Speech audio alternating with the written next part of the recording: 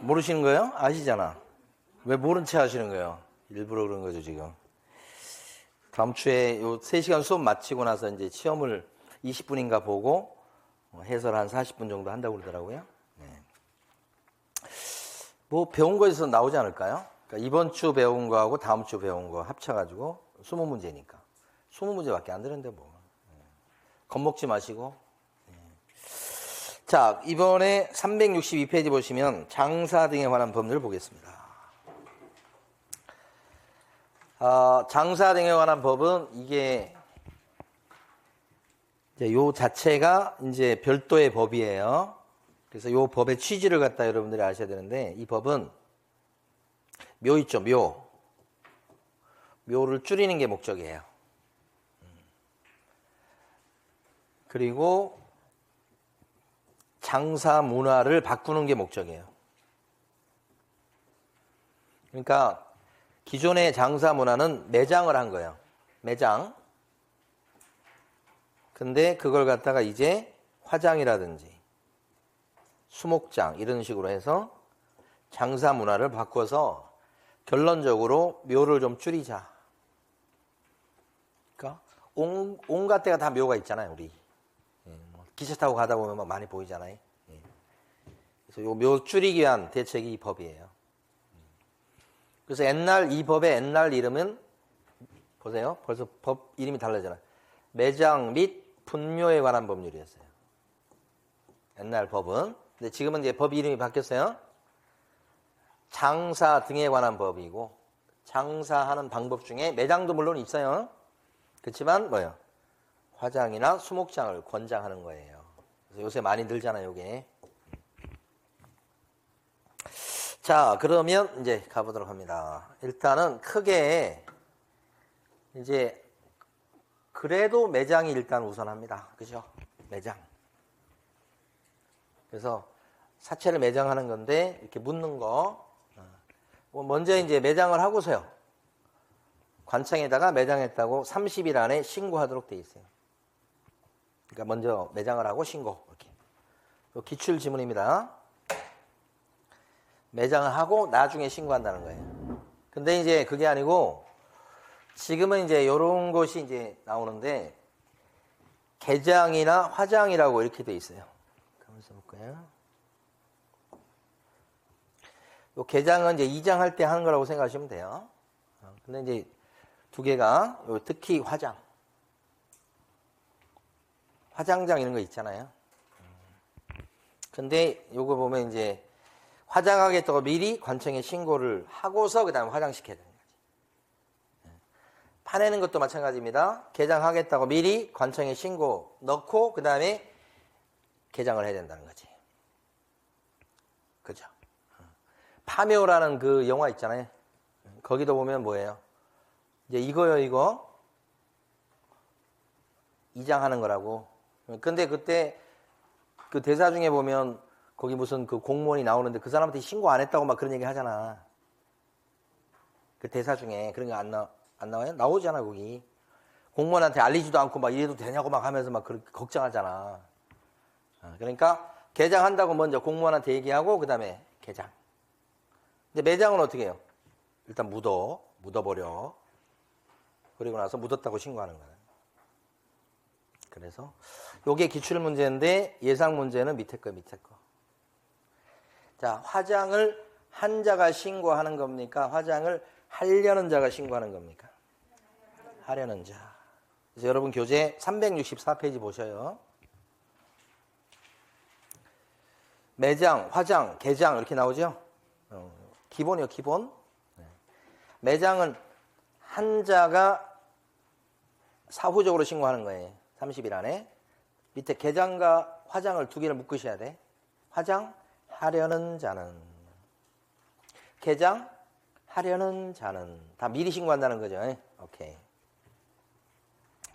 그 다음에 이제 크게 보면 장사 등에 관한 법에서는 이제 매장 시키는 게 하나 있고, 그 다음에 이제 그러니까 요게 크게 이제 분묘 있잖아, 분묘. 묘에 대한 게 있고, 크게 파트가 묘에 대한 게 있고, 그 다음에 자연장을 한 거. 자연장이 이제 수목장이 대표적이죠. 크게는 두 파트예요. 묘에 대한 게 있고 자연장에 대한 게 있고 두 가지. 크게는 두 파트. 자, 분묘다 그랬을 때 이제 매장 깊이와 관련해서 묻는 거잖아요. 그러니까 화장을 안 했어. 시신을 묻는 거라고 생각하시면 돼. 그럼 깊게 묻어야 되겠죠. 이걸 너무 얕게 묻어놓으면 잘못하면 돌아다닐 수 있죠. 깊이 묻어야 되겠다. 그게 몇 메타? 1m 이상 밑으로 묻어야 된다. 이 말이에요. 근데 이제 화장을 시켜놨어. 일반 시신이 아니고. 그러면 되게 조금 얕게 묻어도 괜찮겠죠? 그게 뭐야? 50cm가 아니고? 그렇지. 묻을 때 얘기하는 거야, 묻을 때. 깊이. 자, 이것도 살짝 알아두시고. 우리 교재는 없는 것 같아, 지금 보니까. 안 써놓은 것 같다고. 없어. 자, 다시. 일반 화장 안 한 것은 깊게 묻어야 돼요. 1m 이상. 화장한 것은 30cm 이상. 이렇게. 자, 그 다음에. 아까 이제 분묘에 대해서 나오는 얘기가 있고 자연장이 있다고 그랬죠. 주로 요것이 많이 나와요. 분묘가. 그래도. 그러면 분묘하고 묘지는 어떻게 다른가 이 말이지. 같은 맥락인데요. 요게 묘예요. 묘를 분묘를 줄인 게 묘예요. 그 분묘가 깔고 앉아 있는 그 밑에 땅을 뭐라고 불러요?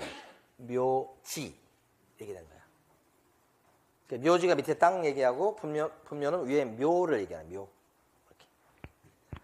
이런 묘지의 종류가 거의 같은 건데 약간 두 개가 묘지의 종류가 네 종류예요. 개인묘, 가족, 그 다음에 종중묘, 그 다음에 법인묘 이렇게. 여기서 개인묘라고 하는 것은 개인묘를 얘기하는데 배우자까지는 포함시켜요. 그러니까 아버님하고 어머님 두 분만 딱 모셔놨어. 그러면 이것은 가족묘가 아니고 뭐예요? 개인묘. 요때는 부부 일심 동체를 떠올리셔야 돼. 그러니까 부부, 어머님하고 아버님 모셔놨다 그러면 개인묘에 불과해요. 이것도 출제됐었고. 그 다음에 가족묘는 족자가 있죠. 친족 관계에 있는 사람을 같은 구역에 묘자리 써놓은 거. 그러니까 여러분 교재는 364페이지 보시는 거예요, 지금. 거기서 이제 2번에 가족묘 이렇게 돼 있죠. 친족 관계였던 자 뭐 이런 얘기가 나와요. 2번에 박스 안에 2번에 보면 그 친족 관계 그러면 보통은 촌수로 따지면 8촌 이내를 얘기해요. 요새 촌수 계산하는지 모르겠네. 우리 애기들한테 촌수 가르쳐 준 적도 없는 것 같아요. 제가 어릴 때는 촌수 공부부터 했어. 4촌, 6촌, 8촌 얘기 해가지고 저기하고는 몇 촌 관계다 이런 얘기 하면서 저희 아버님 막 가르쳐 주고 그러는데 지금은 우리 애기들한테 가르쳐 준 적이 없는 것 같아. 그래서 그냥 형아야 다. 뭐 사촌형, 정확히는 사촌형이잖아. 근데 그거 잘 안 부르고 그냥 저 이름을 붙여서 무슨 형아 이렇게 하고 그냥 끝나는데 그러니까 촌수 개념이 없죠. 8촌까지가 이제 법대 가면 이 촌수 배워요. 그러니까 저희는 어릴 때 배워가지고 친족 상속법을 갖다 대학 때 이제 3학년 때인가 뭐 배우는데 너무 와닿더라고. 알겠더라고 이렇게. 그래가지고 아버지하고 아들은 몇 촌지간이에요? 몇 촌이요? 아버지하고 아들 1촌. 진짜 1촌이면 진짜 이거 뭐 촌수에 이거 뭐 촌수가 있다고 볼 수가 없을 정도야. 부부지간은 0촌 무촌이라고 그러잖아요. 그지? 그래서 극과 극은 통하죠? 영촌하고 무한대촌. 이런 게 정말 신기한 거예요. 극과 극이 통해서 영촌이랑은 가깝기도 하지만 한순간에 아무 상관없는 사람 될 수도 있는 거지. 신기하죠? 이거 제가 생각할 때는 우주의 원리이기도 해요. 가만히 보면. 자, 어쨌든 1촌 이렇게 돼. 그러니까 8촌까지가 친족 이렇게 되죠. 이제 처가적으로 가면 이제 4촌으로 줄어들긴 하는데 어쨌든 간에 하여간 일반적으로는 8촌 친족 관계. 그다음에 종중묘는 일가 뭐 이런 얘기, 일가 친척 얘기하잖아. 이 촌수가 더 멀어져도 괜찮죠? 종죽은 더 넓죠? 이렇게. 법인면허. 법인 그러면 우리가 떠올릴 수 있는 대표적인 법인은 뭐냐면 교회 아니면 절 뭐 이런 데서. 근데 사실 이것도 어떻게 보면 영업이고 장사인데 교회 같은 경우는 뭐 그렇게까지 하는데 절 같은 데 보면은 저희 장모님 같은 경우는 그 교회를 다니셔요. 근데 희한한 게 돌아가셨을 때 이제 그 묻힐 곳은 또 절로 해놨어. 그래서 교회 다니시는 분 맞나 이런 생각을 언제나 가지는데 하여간 뭐 본인 편하실 대로 해야지. 아 이거 아니에요 막 이렇게 할 수가 없더라고. 근데 그러니까 양다리를 걸치는 거지. 교회도 다니고 절도 그럼 안전하지 않을까? 뭐 이런. 근데 이제 저희 같은 경우는 교회인데 교회 같은 경우 교회 동산 이렇게 해갖고요. 교회 성도님들 오래 다니신 분들 돌아가시면 이렇게 묻힐 수 있는 자리를 이렇게 하나씩 줘. 좁지만. 저희 부모님들도 이제 서울에 알만한 그 큰 교회 다니시거든. 거기에 이제 적을 못 버리는 게 이게 나와 이게. 그래서 저희 입장에서는 또 고맙다고 할 수 있죠. 그게 그 자리가 나오니까 몇 자리가 있으니까 조금 가봤는데만 조금해요. 이렇게 성도님들 막 이렇게 하고 뭐 권사 되고 막 이런 게 있으면 오랫동안 다니면 그런 자격이 나오는 모양이더라고. 그게 법인묘예요. 그러니까 교회에서 헌금 나온 돈 가지고 재단을 만들어요. 재단. 이게 중요한 거예요. 재단을 만들어 가지고 그 교회는 광주에 묘지가 있다. 가봤거든요. 광주에 있는 그 산을 다 사. 그리고 묘지로 조성을 해. 딱 위에서 보면 그냥 끝없어 그냥. 광주에 그렇게 묘가 많은 줄 저는 몰랐다가 이번에 알았어요. 재단 법인을 만들어서 헌금으로 재단 법인이 임야를 매입해갖고 이걸 조성을 해요. 이렇게. 이게 법인묘야. 크겠죠. 네 종류. 이렇게. 그때 개인묘다 그렇게 되면 개인묘는 묘자리를 먼저 만들어요. 한 개 아니면 두 개겠죠? 이렇게.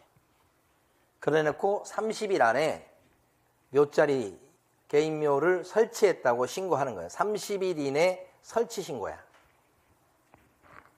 그래서 이제 여러분 교재 보시면 365페이지 가보세요. 개인묘다 그랬을 때는 첫 줄 끝에 묘를 먼저 설치하고서 30일 안에 묘를 관할하는 시장 등에게 신고해야 되겠다까지 밑줄. 그러니까 30일 내에 신고하는 거지. 그런데 이제 동그라미 2번에 가면 가족, 종중, 법인묘, 요거 집단묘. 집단묘지라는 것은 제가 만든 말이고 여러 기를 설치하는 거다 이렇게 생각하시면 돼. 집단으로. 요 세 가지를 얘기합니다. 그때는 사전에 시장군수구청장한테 허가를 내갖고 묘를 설치하는 거야.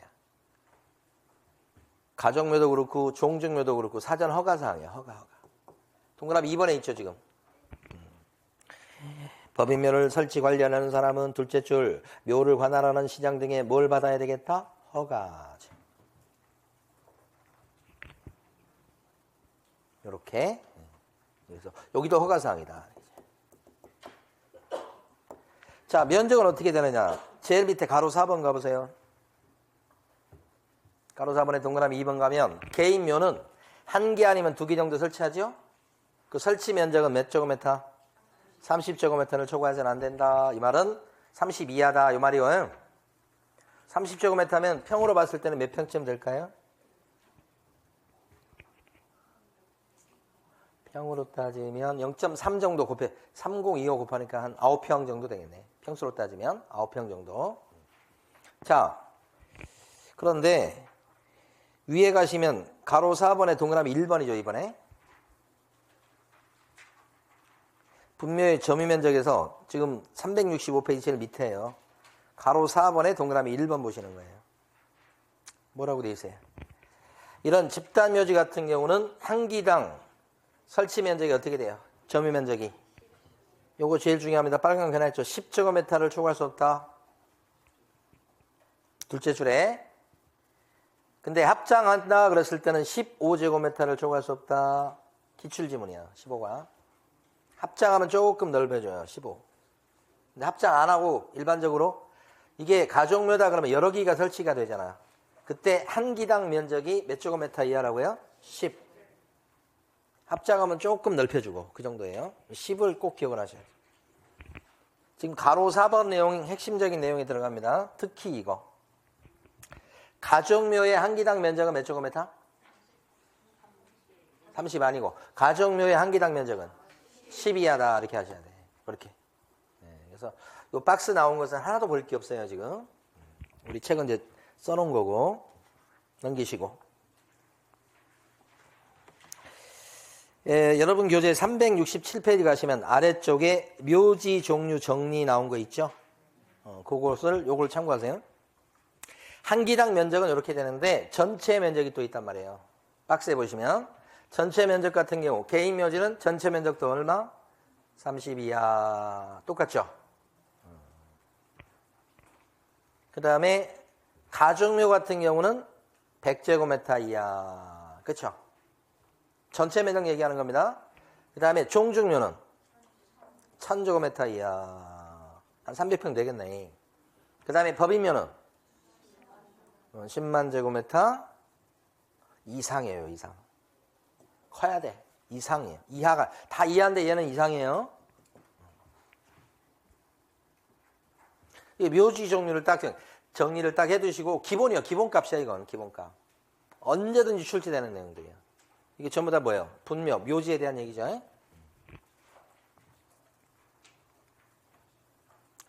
그 다음에 이것도 잠깐 이제 참고로 들으셔요. 자, 이것도 우리 교재에 안 나왔을 거예요. 자, 보세요. 이게 봉분이야. 높이가 1m 넘으면 안 돼. 요 높이 얘기하는 거지. 그러니까 자기 땅에 묘자리 쓰더라도 거기다 막 왕릉을 설치해서, 그죠? 1m 그러면 제 키보다 낮아야 된다는 거 아니에요, 지금 높이가. 그죠? 그 막 제 키 정도만 된다고 해도 뭐예요? 법 위반이야.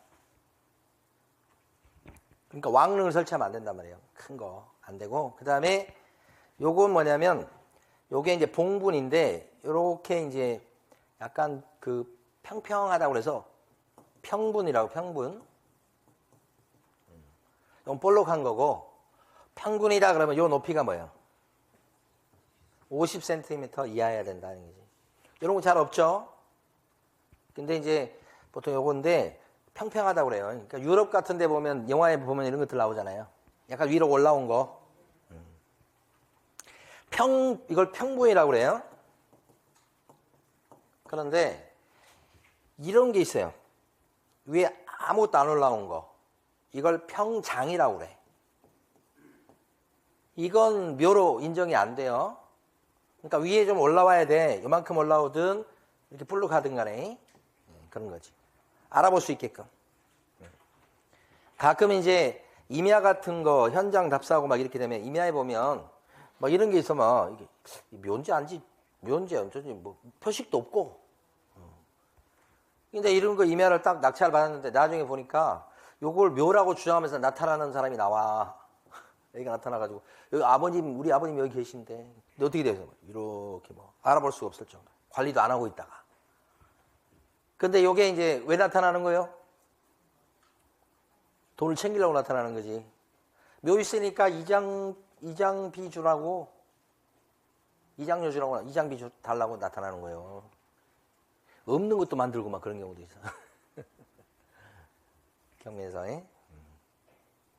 요거 이제 평장이라고 얘기해요, 보통 이럴 때. 묘로 인정이 안 되는 거예요, 사실은. 평분 이렇게 하는 거. 자, 참고로 들으셨어요, 지금? 이 거리 제한과 관련된 것들도 이제 여기 우리 조문에는 여기 저 교재에는 이제 별도로 안 써놓은 것 같아. 자, 참고로 들으세요. 나중에 가면 이제 조금 더 설명드릴 거예요. 거리 제한이 있다는 게 뭐냐면 교재 없으니까 찾지 마시고 보세요. 개인묘 있죠. 가족묘 있죠. 어떤 건지 아시겠죠? 요것은 도로로부터 200m 이상 떨어져야 돼. 200m는 되게 거리가 많이 되는데 도로로부터 도로가 수만 군데가 넘잖아. 도로로부터 얼마 떨어져야 돼? 200m 이상. 이런 묘는. 도로 옆에 붙어 있으면 안 된다는 얘기지. 그런데 종중이나 법의묘, 이 파란 묘는 어떻게 돼요? 묘가 여러 기죠. 많죠. 그래서 조금 더 떨어져 있어야 돼. 300m 이상. 그럼 이게 현실적으로 맞아요, 이게? 도로에서 뭐 200m 안에, 그 안에 들어있는 뭐가 엄청 많잖아. 그럼 어떻게 되나? 이 법이라고 하는 건 옛날에 그냥 이미 그렇게 된 건 어쩔 수 없고, 앞으로 몇 자리 쓸 때는, 요 안에는 몇 자리 쓰게 하면 안 돼. 이런 뜻이에요. 옛날 써진 것은 어쩔 수 없어. 그게 법의 취지예요. 그건 이건 어떤 뜻이야? 앞으로 그렇게 하겠다는 뜻이 앞으로. 학교가 있으면 주변에 묘가 옆에 있으면 안 돼. 이 학생들이 무서워해. 그래서 일정 거리를 뛰도록 하는 거예요. 아니요. 진짜. 저희 시골에서 학교 가는데 제일 지금도 뭐 잊어먹지 않는 게 뭐냐면 학교 화장실에 귀신이 있다는 소리 있잖아요. 그래가지고 그냥 해만 지면 거기를 못 가, 그냥. 화장실을 못 갈 정도로 막 그렇게. 근데 지금 화장실은 완전히 틀리죠. 그때 시골 화장실은 뭐 그냥 진짜 밑에서 뭐가 손에 올라올 것 같은 느낌. 그래서 이런 데는 300m 이상 뛰고 300m 이상 뛰는데 이건 더 뛰어야 돼. 500m 이상 뭐 이렇게 돼. 자, 이런 게 있다라고 한번 들어봐 주시면 돼. 지금 단계에서는. 자, 그 다음에 중요한 게 지금부터 요 설치 기간이에요. 설치 기간. 자, 여러분 교재는 어디 있냐면 366페이지에 있어요.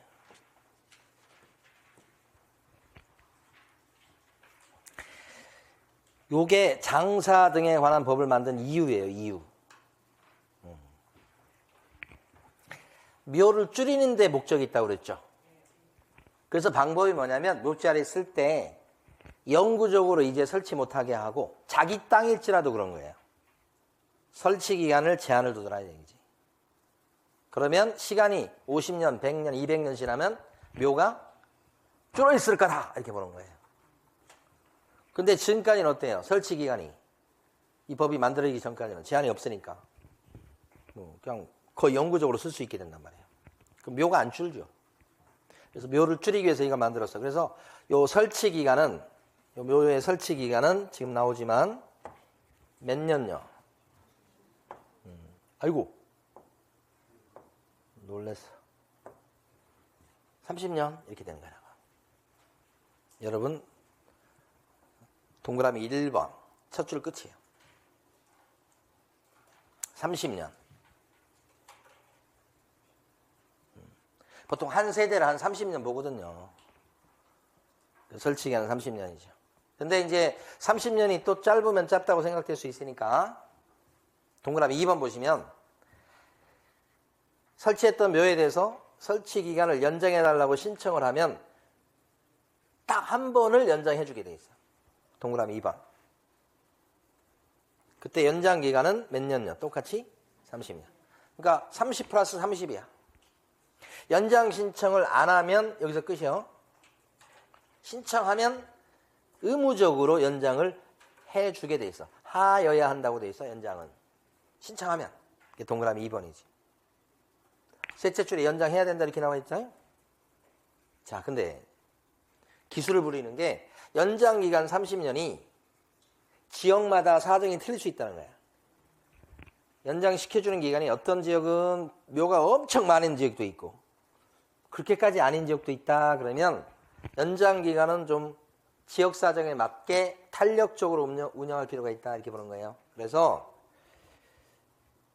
어떻게 하냐면 요 연장 기간 요 30년 요것을 자치단체 조례로 줄일 수 있도록 법이 돼 있어요. 그래서 조례인데 시도 조례도 돼요. 시군구 조례도 되고 그러니까 경기도 조례가 대표적으로 예를 들 수 있어. 경기도 조례로 정합니다. 요 연장 기간을 30년 하지 않고 경기도 조례에서 예를 들어서 10년 이렇게 할 수 있다고 해요. 그러면 경기도권에서는 연장 신청했을 때 연장되는 기간이 몇 년 되는 거예요? 10년씩밖에 안 되는 거지. 그러면 이렇게 조례가 정해져 있다면 이걸 못 줄여. 이건 못 줄여요. 최초의 설치기간은 30년. 근데 연장 신청하면 뭐예요? 10년 이렇게 되는 거지. 그러면 두 개 합치면 최장?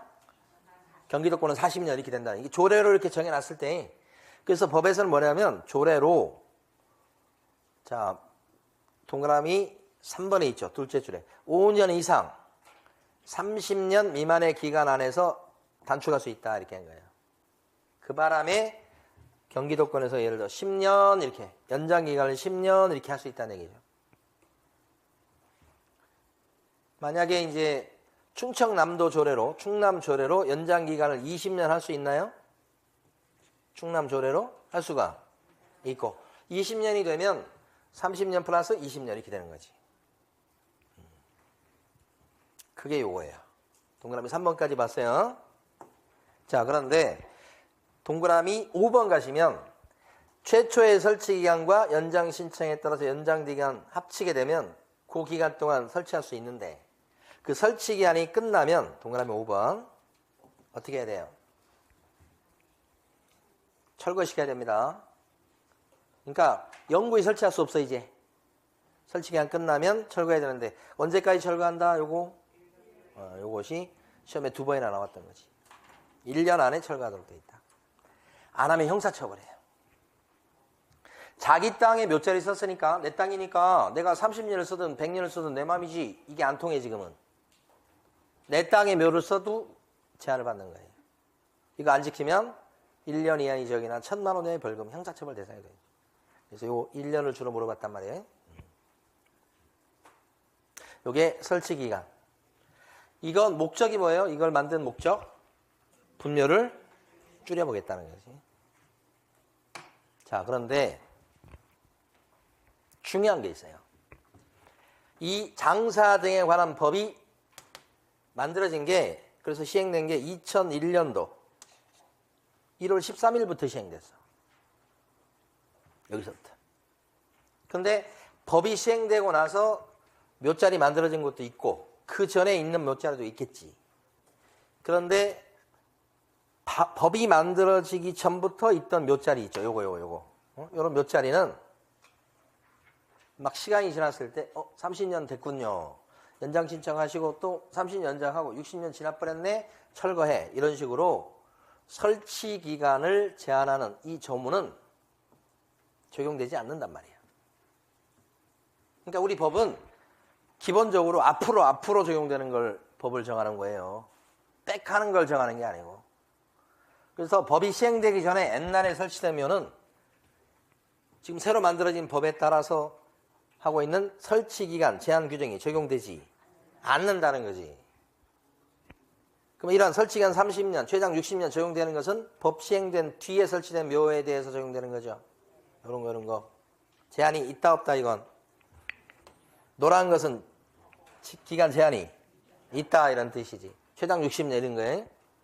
그래서 이거 여러분 어디에 써놨냐면 366페이지 가로 5번에 동그라미 1번에 둘째 줄이에요. 형광펜도 칠하셔야 돼. 시행된 2001년 1월 13일 이후에 설치된 분묘부터 적용된다. 따라서 법 시행되기 전에 설치된 분묘의 경우에는 설치기한 제한이 없다까지. 형광펜.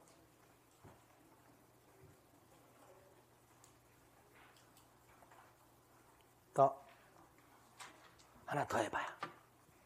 역시 중요한 거. 시험에서 사례 형태든 계속 나오고 있는 것 중에 하나 이겁니다. 자, 여러분 아시는 거예요.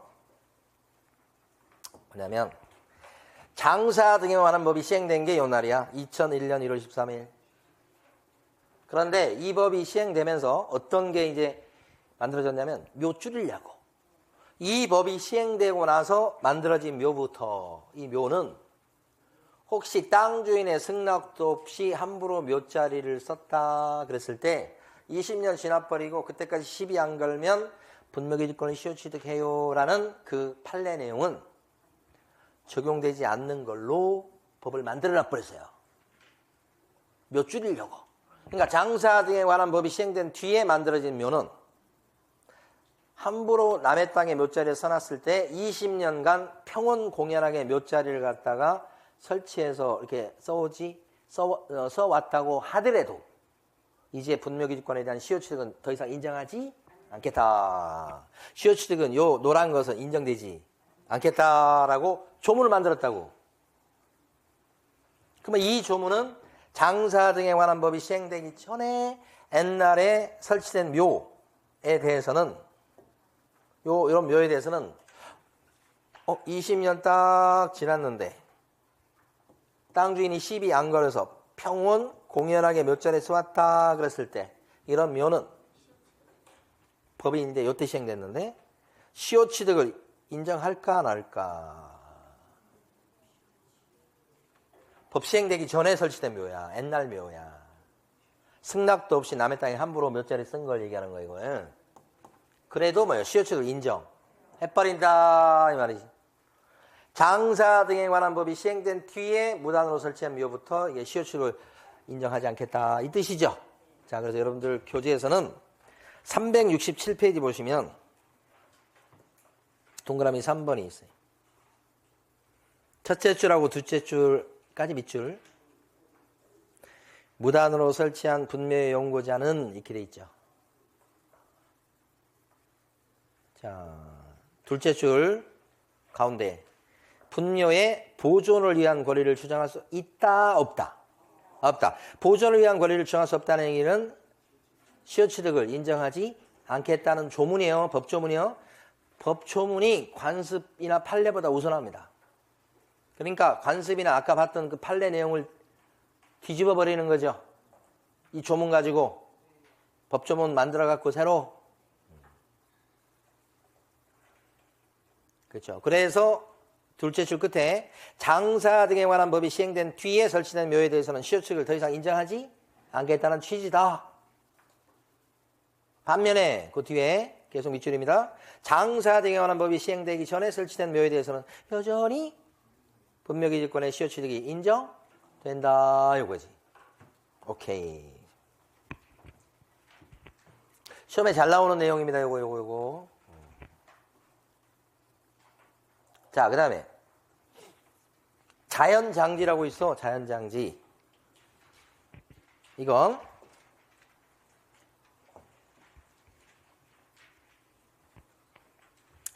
요새 이제 보니까 묘자리 쓰시는 분들 보니까 이제 많이 하더라고. 자연장에 해당되는 대표적인 게 수목장이에요. 수목장. 그래서 요렇게 있으면 화장을 해서 여기다 유골을 묻고요. 그 위에다가 나무를 요렇게 심어가지고 여기다가 어떤 유골이 묻혀 있는지를 갖다가 표식으로 딱 이렇게 붙들어 매놓고 이렇게 한다고. 이게 뭐예요? 수목장. 그래가지고 이 나무의 종류나 크기에 따라 가지고 이제 어떻게 돼요? 요 수목장 할 수 있는 요 면적이 딱 결정이 되면서 뭐 억대까지 가더라고. 되게 비싼 것은. 그래서 이제 돈 있으신 분들은 미리 이제 가족 그 수목장 같은 거 미리 만들어 가지고 이제 다 거기다 이렇게 나중에 화장해서 이렇게 묻을 생각을 하시더라고. 그래서 좀 비싼 걸 해가지고 이렇게 만들고 그러더라고. 그러니까 이게 수목장이에요. 수목장.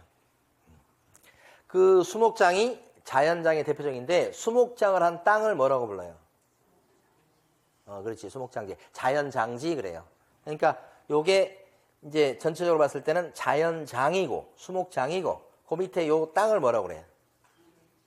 자연장지. 아까 묘에서는 요걸 위에 있는 걸 분묘 또는 묘라고 그러고 밑에는 뭐예요? 묘지. 그러듯이. 그럼 이런 자연장지의 아까 묘지의 종류가 4가지 있듯이 자연장지의 종류도 4가지가 있어. 그러니까 여러분 요걸 368페이지 밑에 가시면 자연장지의 종류 정리라고 된 박스 있죠. 그래서 시험은 자연장지에 대해서는 그렇게 많이 나오진 않아요. 아직까지도 분묘, 묘지 위주로 나온단 말이에요. 그래서 요 정도 정리하시면 될 것 같아. 자, 볼게요. 개인 자연장지가 있어. 개인이니까 당연히 뭐예요?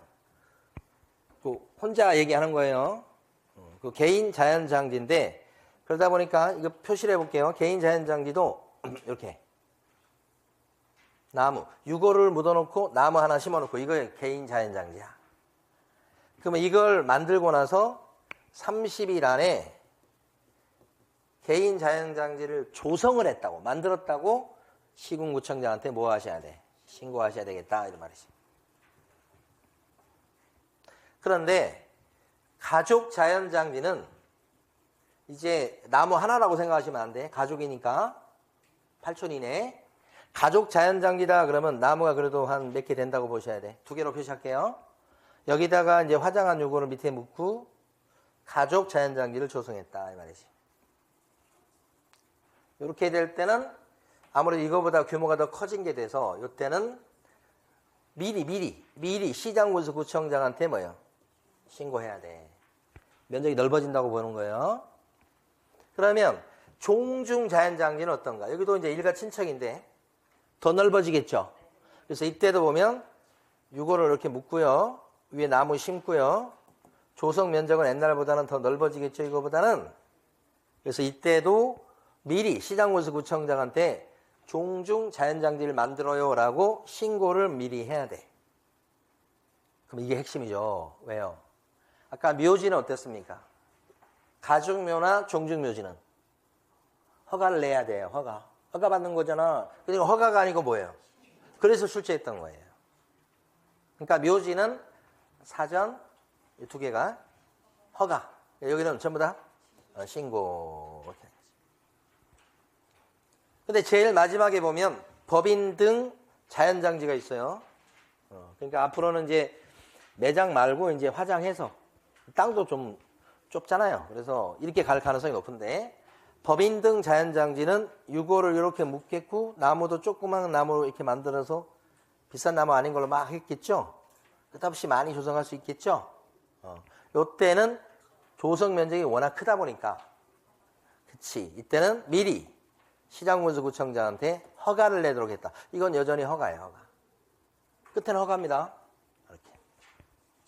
그 다음에 박스에 보시면 조성하는 면적이 이제 달라지죠. 그래서 개인 자연장지는 개인 묘처럼 30제곱미터 미만. 그 다음에 가족은 또 뭐예요? 100제곱미터 미만. 묘지하고 뭐 거의 비슷하게 가네. 그 다음에 종중 자연장지는 여기가 1000이 아니고 그러니까 이거 예상 문제라. 다시 종중 묘지는 1000이야. 그죠? 근데 종중 자연장지는 2000이야. 요거 형광펜. 그 다음에 이제 법인 등 자연장지는 종교법인 같은 경우는 여기 보니까 4만 제곱미터 이하. 그 다음에 일반 법인은 5만 제곱미터 이상 조성하도록 돼 있다. 면적이. 뭐 크게 신경 쓸 건 아니고. 종교 4만 이하, 일반 법인은 5만 이상 이렇게. 이렇게. 자, 근데 하나 더 이제 마지막 하나만 더 하고 이제 넘어가요. 뭐냐? 지금 이거 자연장하고 그다음에 묘 설치하고 다 돈이거든. 돈. 그 자리 잡고 막 이게 하려면. 그래서 이 돈이 별로 없는 사람이 이거 땅을 사가지고 매장하려고 이렇게 했더니 너무 돈도 많이 들어가고 엄두도 안 나니까 어떻게 하냐면 남의 땅에 가서 묘자를 딱 만들어 놓으면 딱 보이잖아. 그러니까 어떻게 하냐면 여기서 또 유행이 또 자연장이니까 밤에 몰래 가서 돌아가셨는데 화장을 해갖고 그 다음에 그 유골을 갖다가 그 땅 밑에 묻고 그 위에 나무가 원래 거기 있던 나무인데 그 위에 나무를 갖다가 이제 그대로 놓고 자기만 알 수 있게 거기다 이렇게 표시를 해놓은 거야. 그래도 또 찾아뵈야 되니까, 응? 완전히 뿌리고 막 그럴 수는 없잖아. 그러니까 밑에 깔고 이제 그 다음에 해놨어. 그러면 땅 주인이 봤을 때는 밑에 묻어놨는지 알 길이 없지. 응. 그러니까 돈 하나도 안 들어가고 남의 땅에다 지금 이거 뭐예요? 자연장을 한 거야. 이래도 되는 거예요? 그치. 그리고 권한이 없잖아. 남의 땅에다 묘 쓴 거하고 똑같은 거야, 이게. 근데 묘가 아니고 뭐 밑에 땅 속에 이렇게 수목장 형태로 해놨기 때문에 더 문제는 뭐냐면 주인이 알 길이 없는 거야. 근데 어떤 일이 발생하냐면 예상할 수도 있잖아요. 시간이 지나서 그렇게 해놨는데 한참 시간이 지나서 10년 지났던지 뭐 이렇게 지나 그 땅 주인이 이제 그 땅은 임야였는데 개발하려고 이제 생각을 해. 예, 그래서 거기 무슨 그런 개발해가지고 뭐 사업하는 게 있잖아요. 뭐 예? 체험학습장 이런 것도 하고 막 그래. 그거 하려고 이제 막 공사를 막 시작해서 이제 그거 뭐 지원도 받아갖고 공사하는 거야. 이제 자치단체 지원도 받아갖고 그렇게 하면 그 사람들 많이 오니까 이제 수입에도 도움이 되니까 자치단체에서 보조금도 주고 막 그러잖아. 그래서 개발하려고 막 포크레인 가지고 이제 하는데 갑자기 어떤 사람이 쫓아오더니만 포크레인 멈추라고 뭘 잘 모르고 하시는 모양인데 여기에 우리 아버님이 묻혀 있다고 하면서 근데 이거 벌써 10년도 넘었다고 하면서 이거 건드리면 안 된다고 막 땡깡을 쓰는 거예요. 그래도 되겠냐 이 말이지. 아니 이건 상식적으로 맞지 않지. 그게 있는 거 어떻게 알아. 알 길이 없잖아. 위에 있는 이렇게 눈에 보이는 것도 지금은 어떻게 해? 인정 안 할 판인데 지금. 보이는 것도 인정 안 할 판인데 안 보이는 건 인정해 줄 수가 없지. 그래서 승낙도 없이 남의 땅에다가 함부로 자연장을 해놨다 이 말이에요. 그럼 시간이 얼마가 흘러도 나중에 가서 뭐요? 우리 아버님 이걸 묻어놨어요. 그런 건 주장할 수가 없다. 그리고 건드리지 못합니다. 파내면 안 돼요라고 주장할 수가 없도록 하는 거지. 아까 묘에 대해서 시효축을 인정 안 했듯이. 자, 그래서 그 368페이지 제일 밑에 박스 위로 가면 가로 3번에 무단 자연장지라고 써져 있죠. 그 세 줄 밑줄 긋고 출제가 한번 됐었습니다. 스토리를 기억하시고 남의 땅에 함부로 자연장을 해도 자연장을 할 수 있는 권리를 시효 취득하게 될 수는 없다는 취지. 자, 그 다음에 쭉 넘어가셔서 이번에 어디 가실 거냐면 다 끝난 줄 알았죠 지금. 근데 저에게는 10분이 있다. 10분이 너무 소중하다 지금. 390페이지 가보십니다.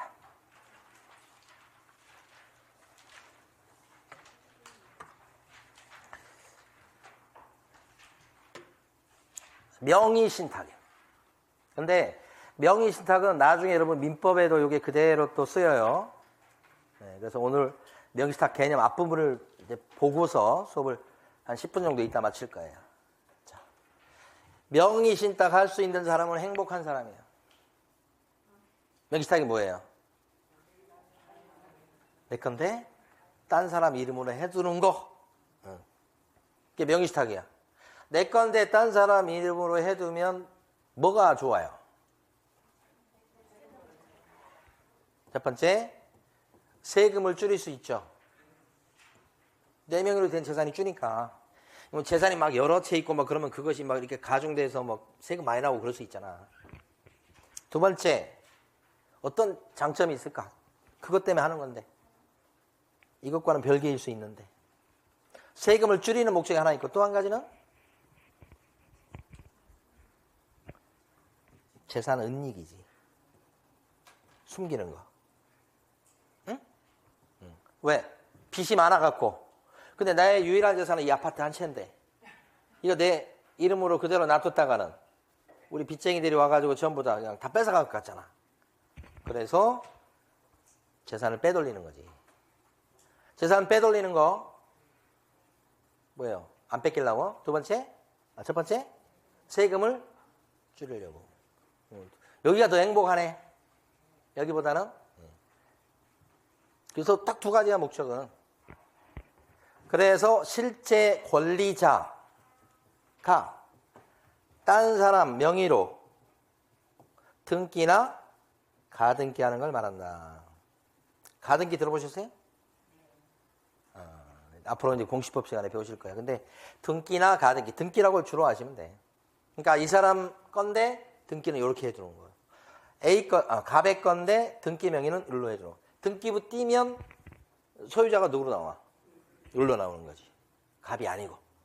그 둘이 어떻게 해서? 짜고 그런 거지. 야, 삼촌이, 응? 요거 지금 보니까 지금 내 유일한 재산인데 가만 놔뒀다가는 다 털리겠다. 그러니까 조카한테 너 앞으로 좀 등기 좀 해놓자. 그때 나오는 재산세 이런 거 내가 다 내줄 테니까 이거 재산 좀 숨기자. 이렇게. 그러니까 삼촌이 그러니까 조카가 뭐예요? 오케이. 알았어요, 삼촌. 제가 잘 보관할게요. 이렇게 될 수 있다고. 이걸 명의시탁하기로 하는 약정이라고 그래요. 약정. 약속. 이 사람은 자기 거로 생각해요? 삼촌 거로 생각해요? 삼촌 거로 생각하면서 명의만 자기가 갖고 있는 거지. 그래서 보통은 이제 등기가 나죠. 그래서 이 사람 앞으로 등기가 돼 있다는 거지. 요렇게 자기 건데 남한테 맡기는 사람을 뭐라고 부르고요? 신탁자. 그러니까 명의를 맡겼기 때문에 명의신탁자라고 그래요. 여기 조카는 어떻게 돼, 이제? 그렇죠. 명의를 갖다 빌려준 사람이지. 명의를 맡아갖고 있는 사람이기도 하고. 그래서 이 사람을 수탁자. 그래서 이 사람을 명의수탁자 이렇게 불러요. 그래서 명의신탁 관계인데 실제 현실적으로 명의신탁 관계에 있는 재산이 꽤 많아요. 그래서 명의신탁 재산이 이게 들키게 되고 막 문제가 되고 또 사회적으로 문제가 되고 이게 좋은 거예요, 나쁜 거예요? 왜 나쁘죠? 국가 입장에서는 세금이 세는 거예요. 그 다음에 다른 돈 받을 사람 입장에서는 돈을 못 받게 될 수 있잖아. 이게 좋은 게 결코 아니지. 그래서 이런 명의신탁은 하라고요, 하지 말라고요? 하지 말라는 건 뭐라고 그래요? 금지다. 이거지. 이거 하게 되면 처벌한다 이 말이지. 그 미리부터 처벌받는 걸 알고 가시면 좋아. 금지니까 하지 말라는 건데 하게 되면 어떻게 돼? 좀 지우는 걸 못 해가지고 제가 지금. 이 사람 어떻게 처벌받아요? 어떻게 처벌받는지 알고나 하시라고. 5년 이하의 징역이나 2억 원 이하의 벌금이야. 요 명의 빌려준 사람은 3년 이하의 징역이나 1억 원 이하의 벌금이란 말이에요. 형사처벌을 받게 돼, 둘 다. 그러니까 조심하셔야지. 뿐만 아니라 이 처벌받는 걸 우리 중개실무에서는 처벌받는 것도 나와. 민법에서는 안 나오지만 요렇게 해놓잖아요. 그러면 요 신탁자 같은 경우는 과징금을 매기는데 이 과징금이 엄청나. 요 부동산 가격 있죠? 10억이라고 해봐요. 10억에 그거에 대해서 과징금을 30%까지 매길 수 있어. 30%까지. 그럼 3억까지야. 그러면 10억짜리 부동산을 갖다가 명의신탁 해놨다 들통났다 그러면 재산 뺏길 때 3억까지 뺏길 수 있다니. 엄청나지. 무서운 거예요, 사실은. 여기는 자기 게 아니지. 형사처벌 받고 끝나긴 하지만 여기도 처벌이요. 그래서 일반적으로 봤을 때 명의신탁 하면 안 되고 요걸 위반하면 어떻게 돼요? 금지인데 이걸 어기면 처벌이야, 처벌. 방금 전에 봤었죠? 돈도 물리고 처벌하는 거. 그 다음에 또 어떤 것도 있냐면 이 둘이 짰잖아. 삼촌 건데 조카 명의로 하기로 둘이 짰지. 그리고 등기까지 해놨지. 그래서 나라적인 관점, 공법적 관점에서는 이렇게 처벌하는 거 방금 전에 봤듯이 하지만 사법적 관점에서 오면 하지 말라고 한 걸 했지. 그래서 어떻게 됐냐면 이거 하게 된 거에 대해서 이걸 약속을 해서 그렇게 해놓은 걸 싹 무효로 돌려요. 무효로 돌리면 어떤 일이 벌어질까? 여전히 재산을 빼돌려 놨지만 누구 재산으로 보는 거예요? 갑의 재산으로 보니까 세금을 많이 물릴 수 있게 되지요. 재산을 빼돌려 놨어도 이 사람의 채권자들은 이 재산을 찾아와서 강제 집행해서 돈을 받아갈 여지가 남게 되지요.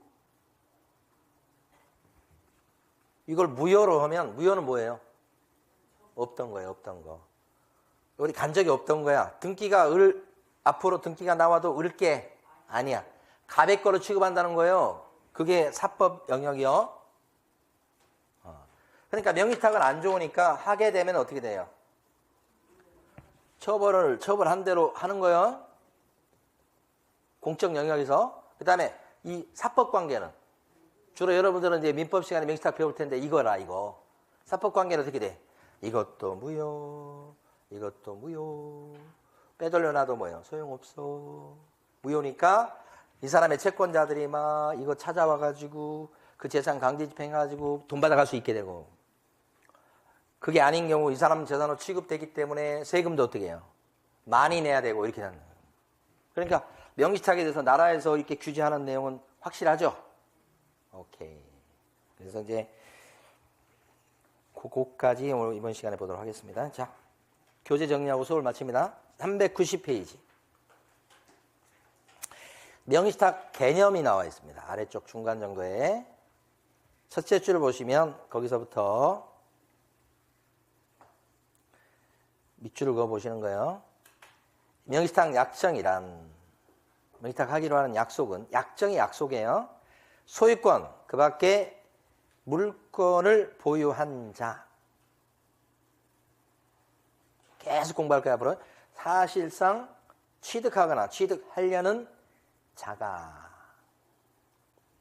타인과의 사이에서 대내적으로 자기들끼리는 이 말이죠. 실권리자가 부동산에 관한 물건을 보유하거나 보유하기로 자기들끼리 약속을 하고, 그에 관한 등기만큼은 타인의 명의로 하기로 하는 뭐예요? 약속을 말한다. 그죠? 자기들끼리는 삼촌 건데 나 앞으로 등기 좀 해두자. 알았어요, 삼촌? 이거란 말이에요. 에? 이게 명의시탁 약정이다. 그랬을 때 이제 오른쪽 가시면 제2절. 명의시탁은 오른쪽 페이지 왔습니다. 391페이지. 사법상 효력이라고 써진 거 있죠. 그래서 가로 1번에 보면 누구든지 부동산에 관한 물건을 명의시탁 약정에 따라서 수탁자 명의로 등기해서는 안 된다. 누구든지 안 된다는 거야. 하면 어떻게 되느냐? 둘째 줄. 명의시탁 약정도 무효고 약정에 따른 등기도 싹 어떻게 돼요? 무효로 본다. 이게 원칙이에요. 재산 빼돌려도 소용이 없다는 뜻이에요. 그 다음에 329페이지, 392페이지 넘기시고. 벌칙 나온 거 있죠. 그래서 가로 1번에 보면 5년 이하의 징역이나 2억 원 이하의 벌금 보이시죠?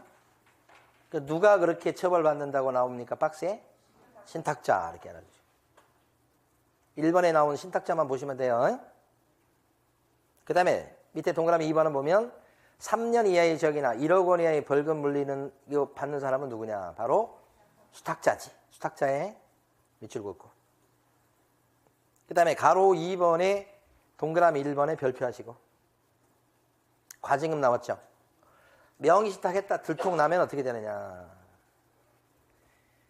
동그라미 1번에 제목에 있는 것처럼 부동산 가액의 100분의 30에 해당하는 금액의 범위 내에서 과징금 부과한다. 무조건 100분의 30을 과징금으로 매기는 게 아니고 30에 해당하는 금액 뭐예요? 범위 내에서 건다. 그러니까 최고 30%까지다 이 말이에요. 그것이 동그라미 1번이 별표예요. 자, 오늘 이번 주에는 여기까지 하고요. 다음 주에 이제 명의시탁에 대해서 좀 이제 구체로 들어가서 사례 형태로 좀 보도록 하겠습니다. 자, 오늘 여기까지 수업합니다. 네, 수고 많으셨습니다.